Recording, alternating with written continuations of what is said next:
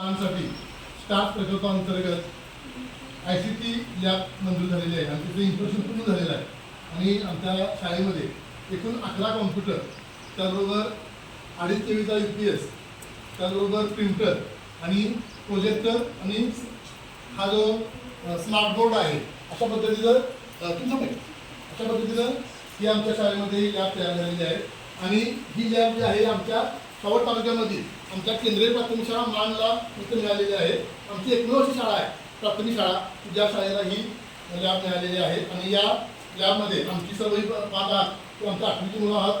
त्या ठिकाणी मुलं संपूर्ण ते शिक्षण घेत आहेत. आणि आमचा असा मानस आहे की विद्यार्थी 8वी पास होत असताना त्यांनी MSCIT हा जो कोर्स आहे हा कोर्स पूर्ण करून विद्यार्थी इथून जावे असं आमचं या ठिकाणी म्हणजे ध्येय आहे. आणि या ठिकाणी खास शिकवायसाठी राबिया मॅडम या ठिकाणी उपस्थित आहेत आणि त्यांच्या मार्गदर्शनाखाली ते आमच्या ICT लॅब अतिशय सुसज्जपणे चाललेली आहे.